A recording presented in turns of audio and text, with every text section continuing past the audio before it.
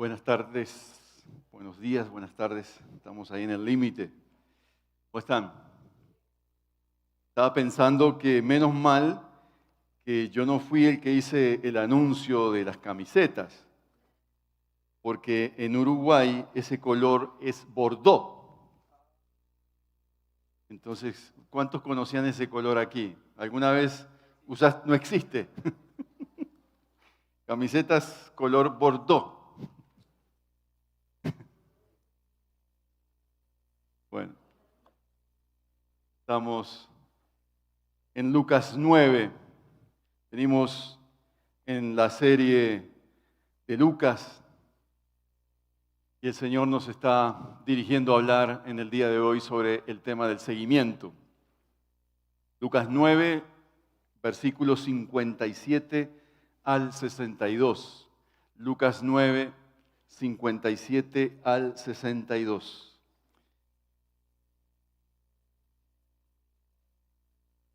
Todos con sus Biblias ahí a la mano. Dice la palabra del Señor. Iban por el camino cuando alguien le dijo: te seguiré a donde quiera que vayas. Las zorras tienen madrigueras y las aves tienen nidos.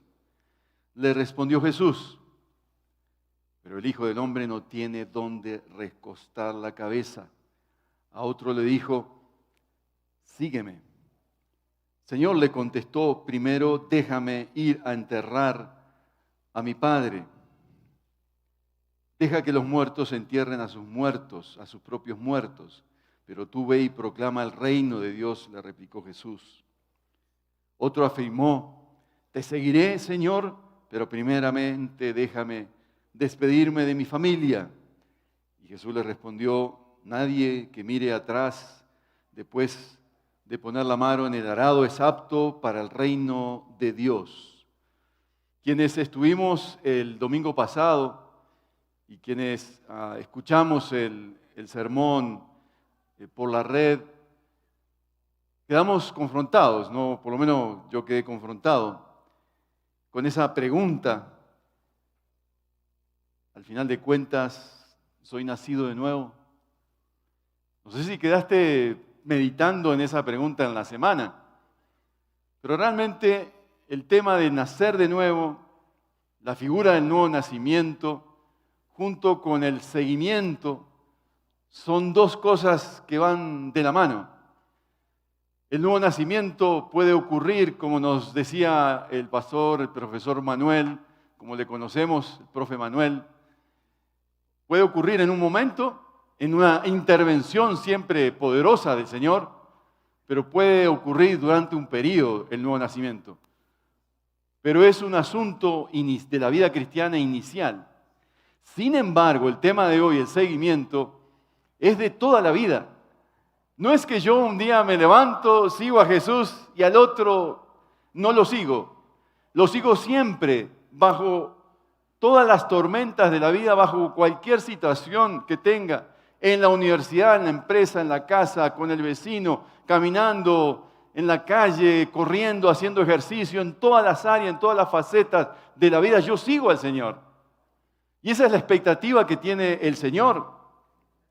Un seguidor para todas las estaciones de la vida, para todos los momentos de la vida, para todas las circunstancias de la vida.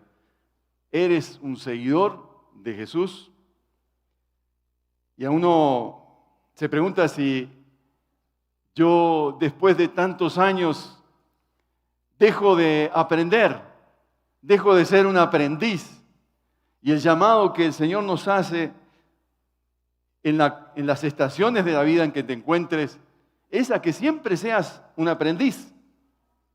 ¿Cuántos de nosotros desearíamos que la vida cristiana sea solo jolgorio, alegría, una visitación renovada del Espíritu siempre, saltando, gritando?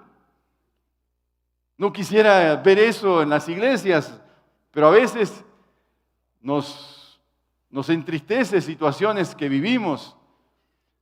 Y no podemos estar siempre alegres o no podemos describir la vida cristiana como un asunto de sensaciones, de emociones o de impresiones.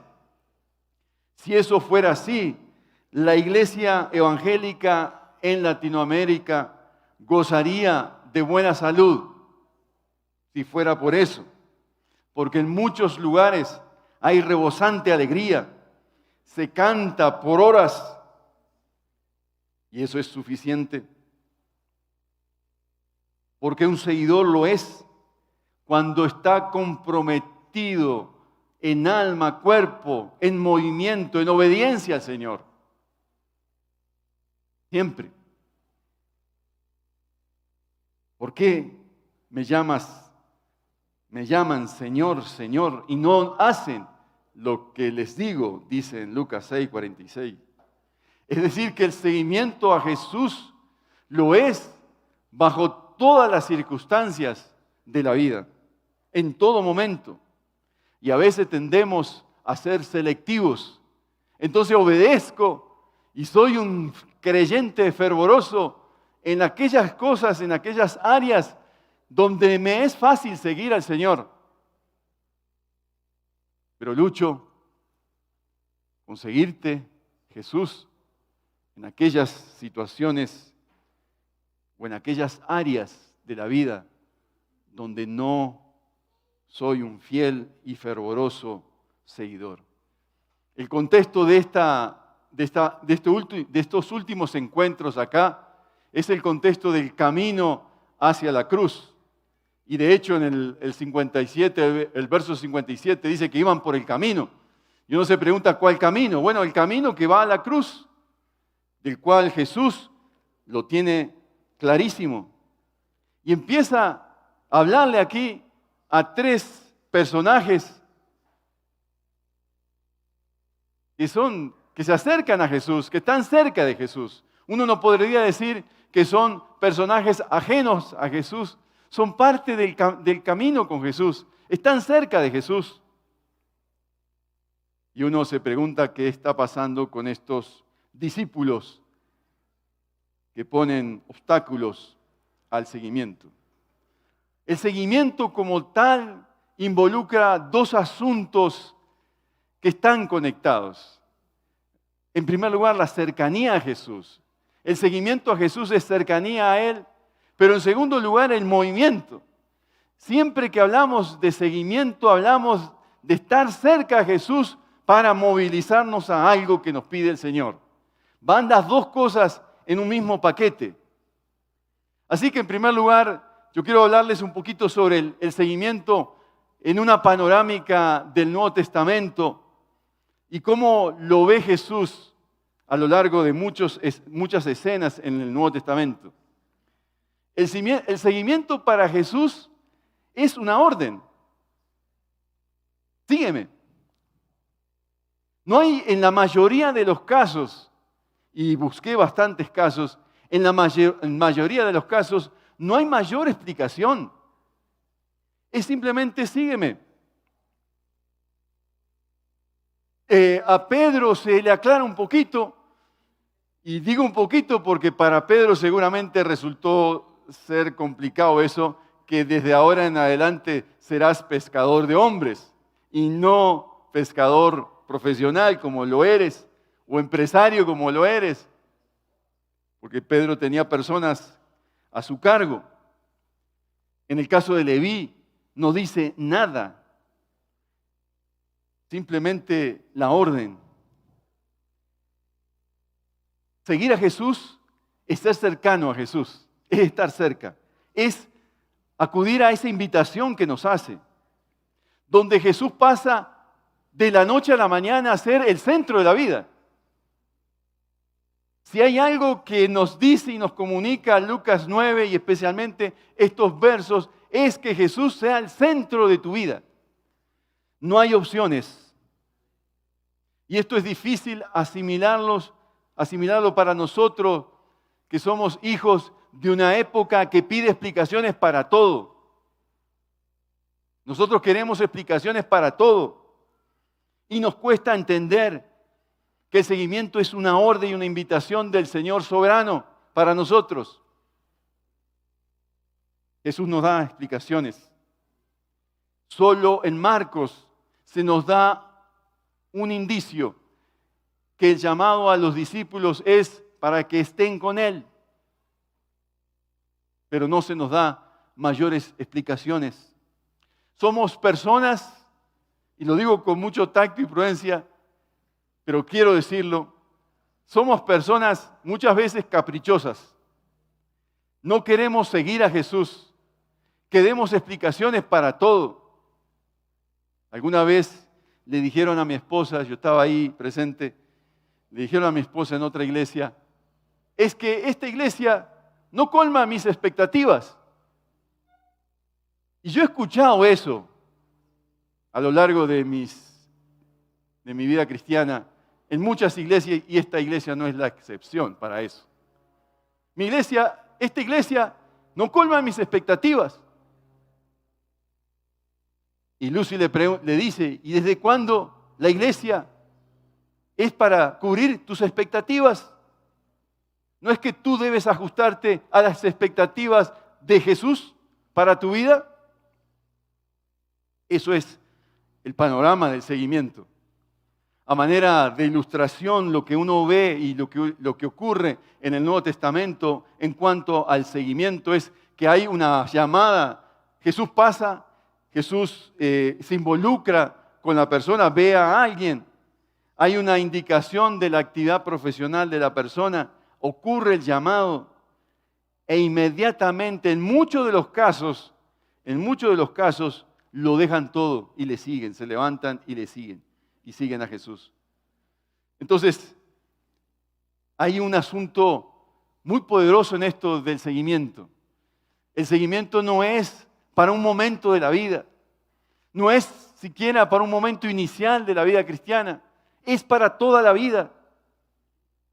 Jesús dice en este mismo capítulo 9, verso 23, si alguno quiere venir en pos de mí, niéguese a sí mismo, tome su cruz cada día y sígame. Es en ese escenario de esta observación de Jesús hacia el seguimiento que entabla la conversación con estos tres. Entonces, seguimiento es cercanía a Jesús, es estar con Él, es un llamado a vivir y experimentar la vida cristiana en todas las estaciones de la vida. Pero a la vez implica una obediencia, algo dinámico, seguir la misión, mantener una relación diaria con el Señor, pero a la vez mantener un movimiento de lo que el Señor me habla en su palabra. Cercanía a Jesús, cercanía a su palabra. No hay seguimiento, sino hay instrucción en la palabra. Si yo no me presento al Señor como un aprendiz de la palabra, seguramente los estancamientos en muchos casos en la vida cristiana ocurre cuando yo me distancio de la palabra y cuando yo tomo distancia de la palabra. Yo he preguntado muchas veces y preguntábamos en nuestro ministerio anterior, teníamos la dinámica de preguntarle a los estudiantes, bueno, ¿cómo te fue en el devocional de esta semana? ¿Qué has aprendido? Dime algo que has aprendido. Y hay veces que hay un largo silencio en las respuestas. Entonces, el estancamiento ocurre cuando yo dejo de acercarme a la palabra y en segundo lugar cuando yo dejo de moverme a aquello que el Señor me pide. Movimiento de obediencia, movimiento en áreas de la vida. Entonces, esa avidez por encontrarme con el Señor, de escudriñar la palabra, que es parte de los primeros años de la vida cristiana, con el tiempo, eso aparece desapareciendo. Y necesitamos esos retiros que aviven un poco el encuentro con el Señor. Este es un panorama muy general del seguimiento. En segundo lugar, ¿qué se espera de un seguidor? Versículos 57 al 62. Ahí vemos cómo ocurre esto de la cercanía y del movimiento que tiene que haber en el seguimiento. Te seguiré a donde quiera que vayas. Bonito, ¿no? Lindo, hermoso. Hermosa declaración de un discípulo que intelectualmente sabe lo que es seguir a Jesús. Pues seguir a Jesús es ir donde Él va. Seguir a Jesús es moverme donde Él quiere que me mueva. Seguir a Jesús es decirle lo que Él quiere que le diga.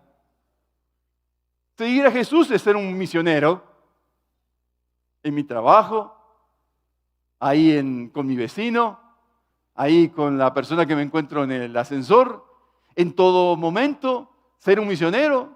Si te llama a ser un misionero fuera de fronteras, gloria a Dios también. Te seguiré donde quiera que vayas. Tenía claro que el seguimiento implicaba una movilización. Intelectualmente lo tenía claro. Aunque no había sido llamado por Jesús. Él se presenta. Señor, yo soy un buen candidato. Te seguiré donde quiera que vayas. Y la pregunta que uno se hace, ¿será que este candidato tenía claro también el costo? ¿Tenía claro que ser un seguidor de Jesús implica pagar o sufrir ciertas incomodidades? Él probablemente olfateó el prestigio de estar cerca de Jesús. Quizás se había comprometido con Él.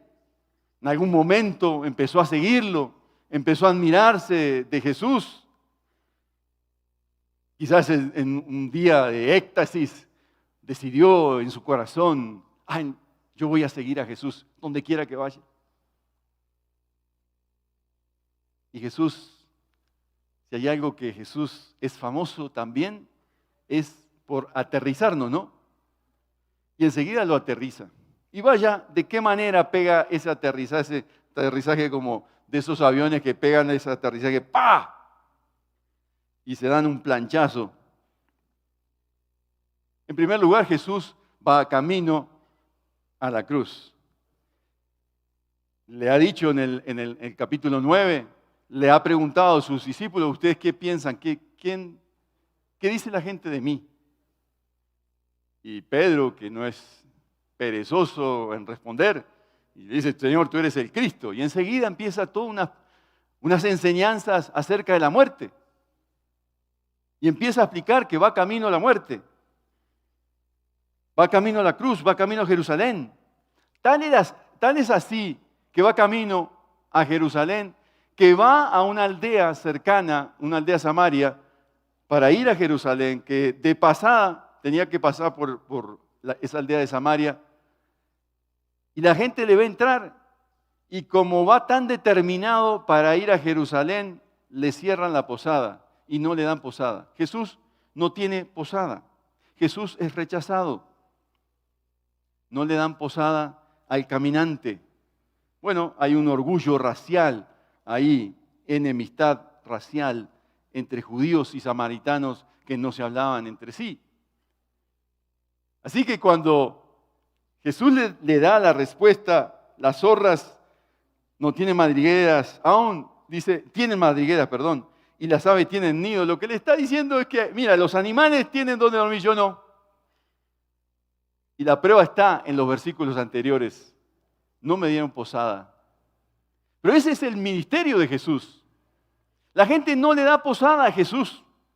A lo suyo vino y no le recibieron. En Jerusalén no es bienvenido por los judíos, lo rechaza. Constantemente uno ve en todos los evangelios un constante rechazo.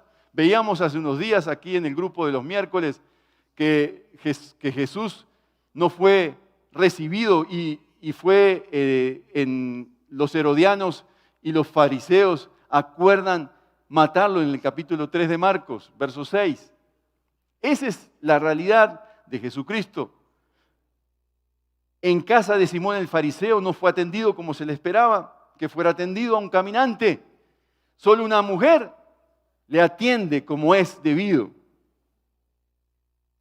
En Gadara se le ruega que salga de sus contornos, de sus distritos.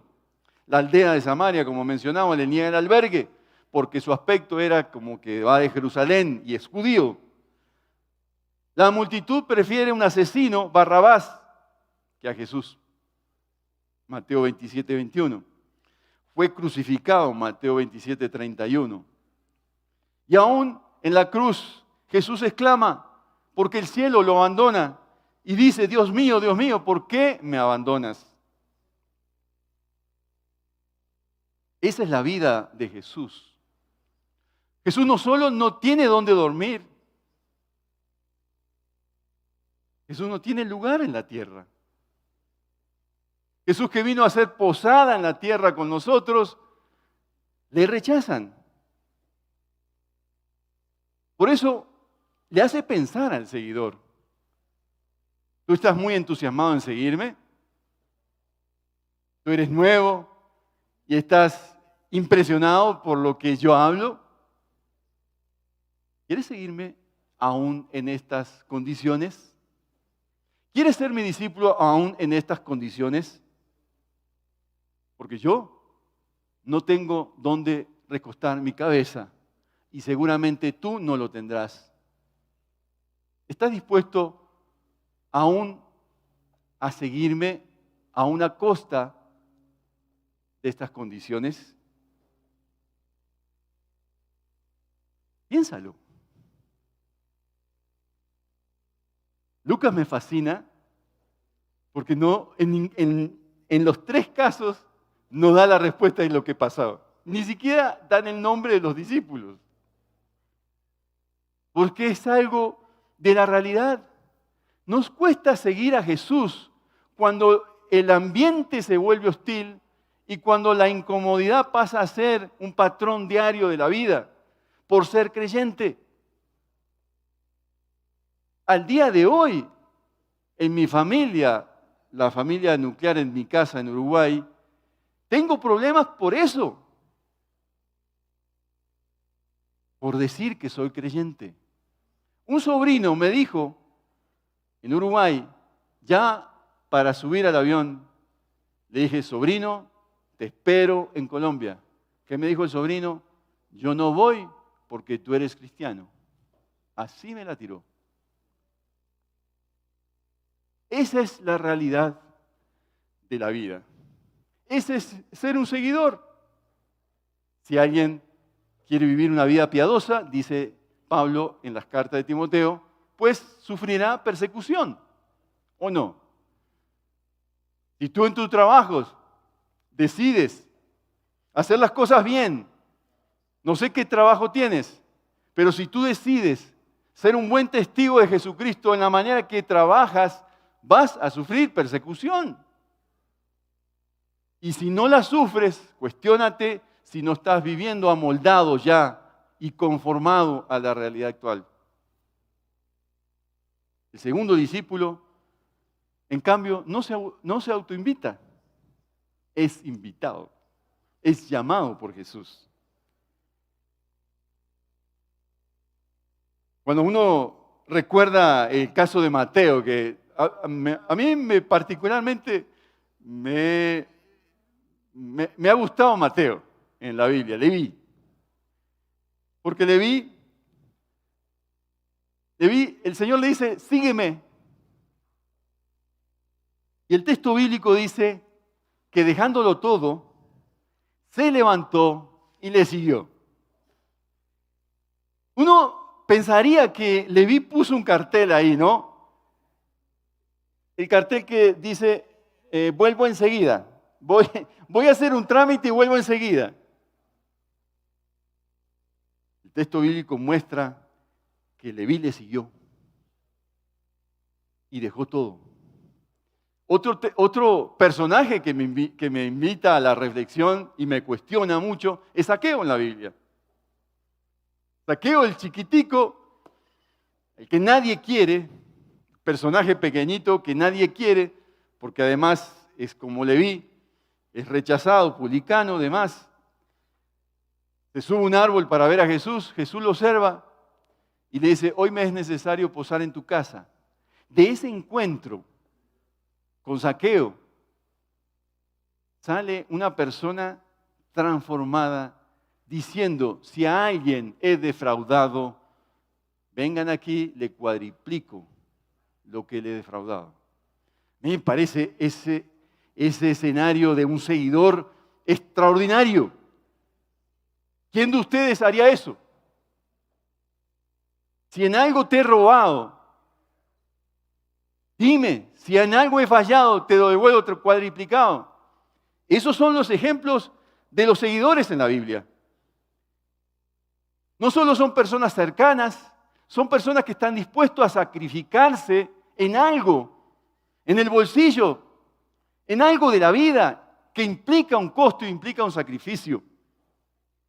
Porque no son solo cercanos a Jesús. Y yo les decía en el servicio de la mañana que hace unos años,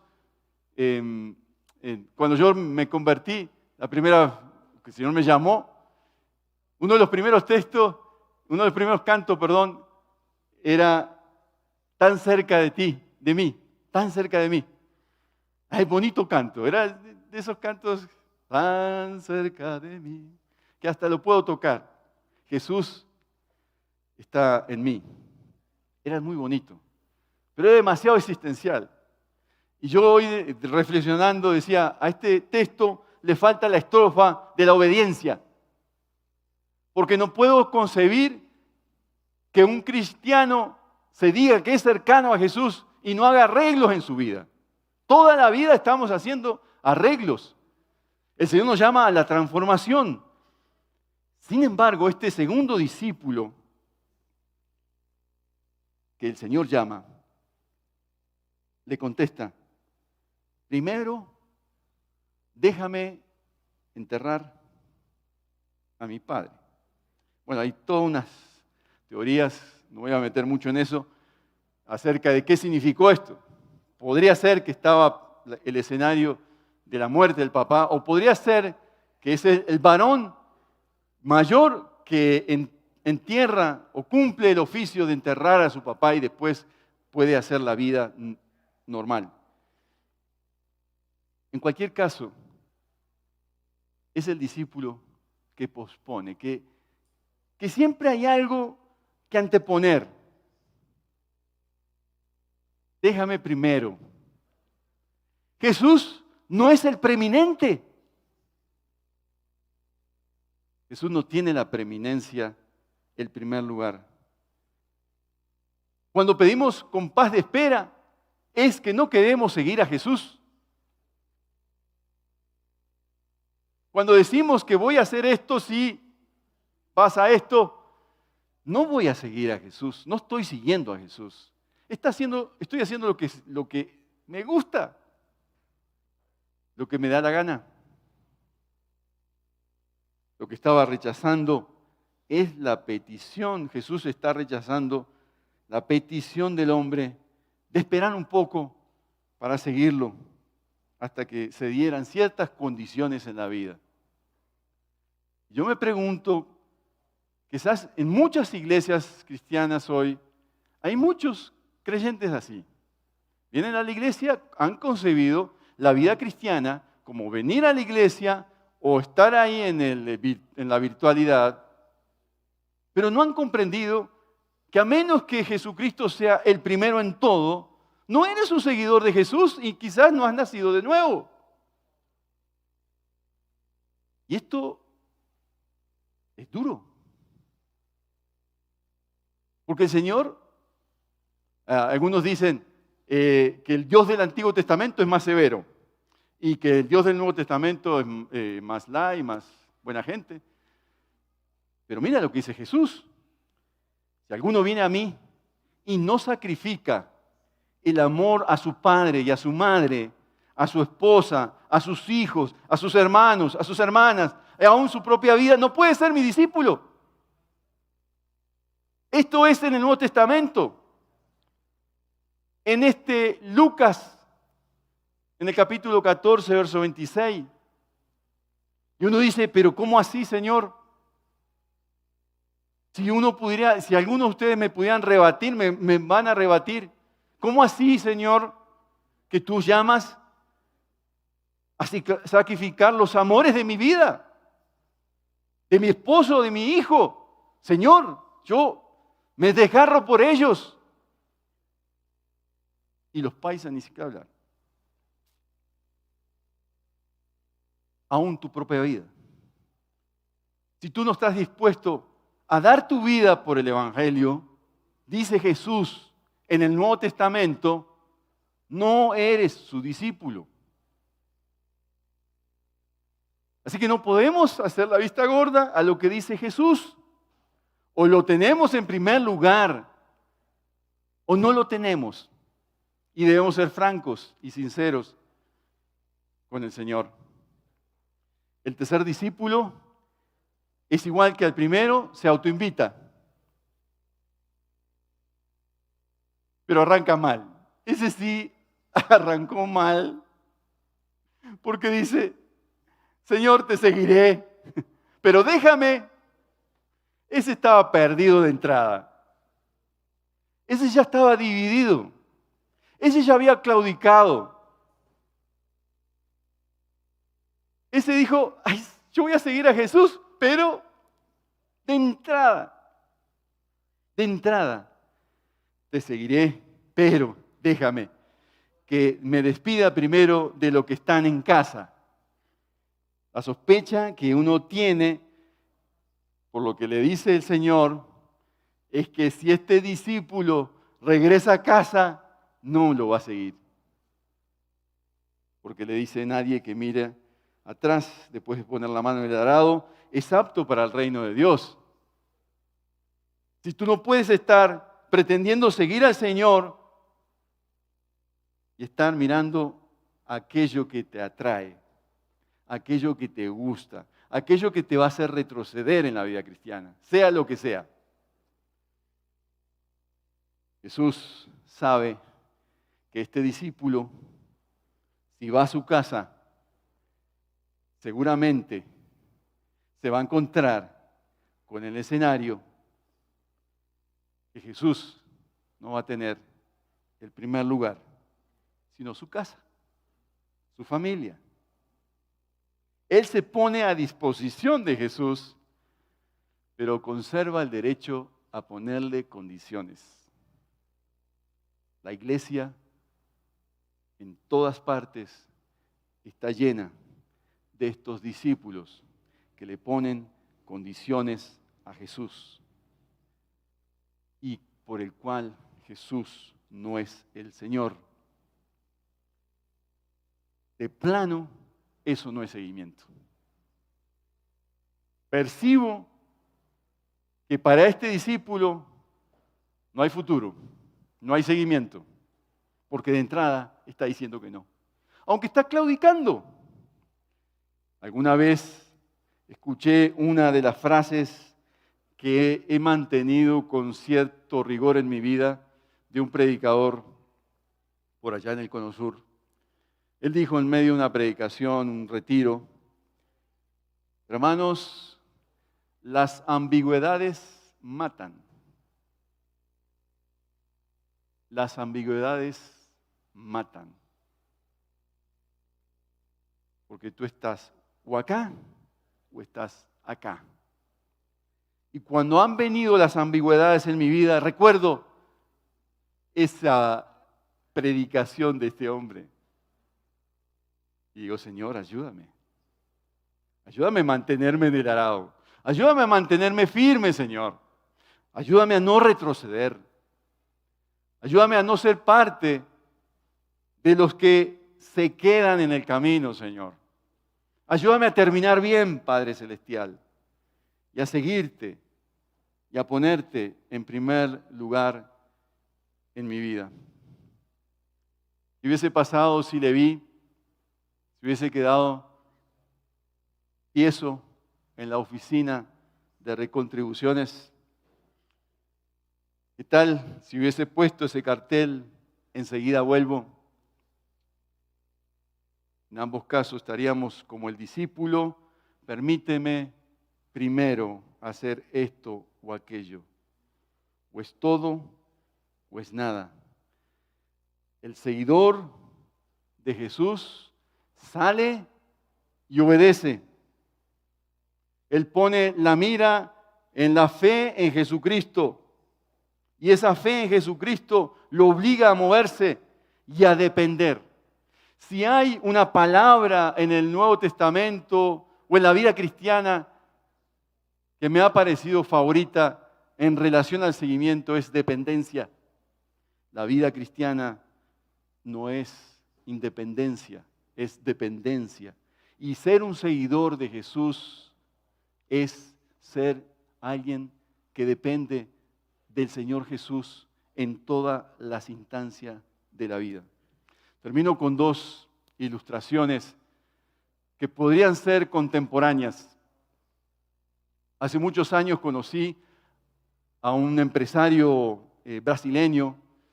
Él era un empresario exitoso en los bancos, pero él conoció al Señor en la universidad, como yo, y aprendió en la época de la universidad. El movimiento brasileño era muy grande. Él fue un líder desde el comienzo de su carrera de economía. Él fue un líder en las universidades y le tocaba viajar mucho. Viajaba a visitar los grupos. Brasil es muy grande. En ese estado él se recorrió todo el territorio brasileño y andaba de aquí para allá. Y él adquirió una costumbre.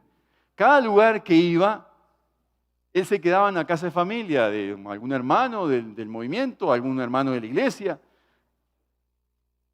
Y ya cuando fue profesional, fue banquero por muchos años, él decidió conservar esa costumbre que tuvo como estudiante.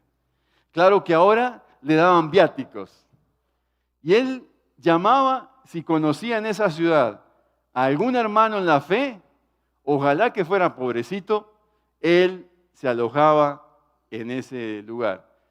Y él decía, por un lado, los hoteles me ofrecen las comodidades de la época, pero también me ofrecen las tentaciones que no sé manejar. Entonces me voy, llamo al hermano, a la familia, denme un lugarcito, así sea en el piso. Y él me contaba, Raúl, yo lo primero que hago cuando llego a esa casa de familia es abrir la nevera. Y lo segundo que hago es ir al supermercado con el jefe de familia y mercar por 2-3 meses lo que ellos necesitan. Invierto los viáticos que me da mi empresa en esa familia necesitada. Y con eso, cuando llego, claro, a veces termino muy tarde la noche, un hotel uno llega, se acuesta y ya. Ahí en esa casa de familia uno duerme tarde, se sacrifica, pero la llama del Evangelio se apodera de mí y puedo testificar y predicar a esta familia. La segunda ilustración es de el querido John Stott. Digo querido porque fue un predicador de una época, fue un escritor fabuloso, murió hace unos años, ya muy viejito, casi de 90 y pico de años. Cuando él estaba viejito, él fue soltero toda la vida. Cuando él estaba viejito, él tenía los hermanos, como vivía solito, los hermanos de la iglesia, él todavía predicaba, pero ya estaba predicando muy poco, le colocaron un botón de pánico. Él tenía un botón de pánico ahí y andaba con él para todos lados. Le obligaron a tener ese botón de pánico muy cerquita. No es como los lentes que uno se olvida y lo deja en cualquier lado. El botón de pánico no sirve para nada, entonces él lo tenía siempre colgado. Una tarde estaba preparando ya el sermón para el otro día. Estaba leyendo el Padre Nuestro, estaba predicando el Padre Nuestro y concluyó que el Padre Nuestro es un llamado por un lado a adorar al Señor, pero por otro lado, con las 3 peticiones es un llamado a depender del Señor. Y él estaba en esa, ¿no? Del predicador cultivando la dependencia y la adoración al Señor, cuando se levanta todo emocionado, se choca con el escritorio choca con una silla que había ahí, páfate para el suelo, y quedó ahí quieto. ¿Y qué hago? Y lo único que atinó en ese momento fue apretar el botón de pánico. Y los hermanitos enseguida salieron a buscar al hermano, John Stott. Bueno, le hicieron un trasplante de cadera, ya de viejito. Pero él decía, ese fue cuando yo estaba ahí acostado. Bueno, vino el ayudante, me llevaron a la clínica, yo le di el bosquejo a mi ayudante, él hizo lo que pudo con la predicación, con mis notas, predicó de mis notas, pero yo resulté ser la ilustración del sermón. La vida cristiana es dependencia en todo momento de la vida, en toda circunstancia de la vida. Ser un seguidor de Jesús es ser un seguidor que no vive independientemente. Y esta es la exhortación del Señor para hoy, para nosotros. Que queremos vivir la vida cristiana muchas veces independientemente del Señor, independientemente de la iglesia y de los hermanitos. Es un llamado a integrarnos. Es un llamado a conectarnos con los hermanos y a no ser independientes. Porque el seguidor de Cristo, por sobre todas las cosas, es alguien cercano a Jesús, dependiente de Jesús y sumiso a hacer la voluntad del Señor en todas las áreas de la vida. Dime, ¿qué te está impidiendo hoy, en esta mañana? 17 de octubre, ¿no? 2021. ¿Qué te está impidiendo seguir a Cristo? ¿Hay algo? Quizás tú me dices, no, Raúl, está todo bien conmigo. Gloria a Dios. Salta, aleluya. Pero si hay algo. Antiguamente, en la iglesia que yo crecí, el pastor hacía esto. Si hay alguien que tiene problemas, póngase de pie. Yo no quiero hacer eso contigo,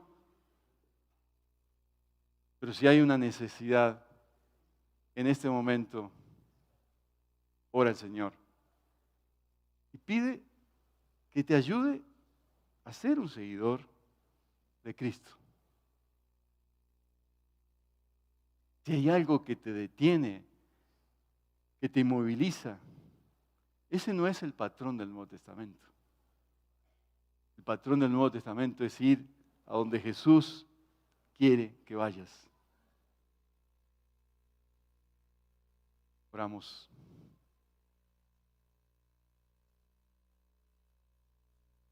¿Tienes una necesidad? En esta mañana. Pide que el Señor venga a tu auxilio. Presenta esa necesidad. Si te identificas con la falta de prioridad, de poner en primer lugar a Jesús, dile al Señor, Señor, me cuesta seguirte. Si tienes una área imposible en tu vida, donde ves fracaso tras fracaso, dile al Señor, Señor, tú eres poderoso para vencer, para hacerme victorioso en esa área. Quiero seguirte.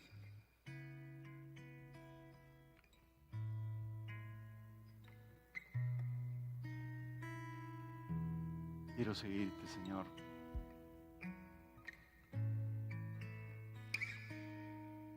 Quiero seguirte, Padre.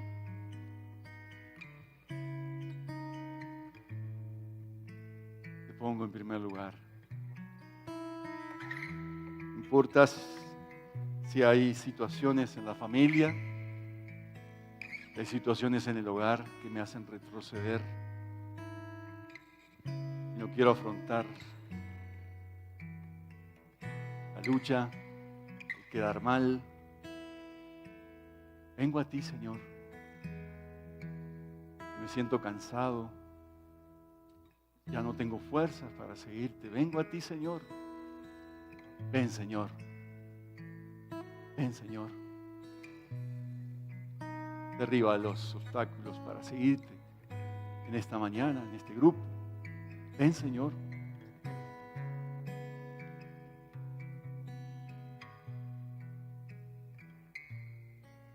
Ven, Señor.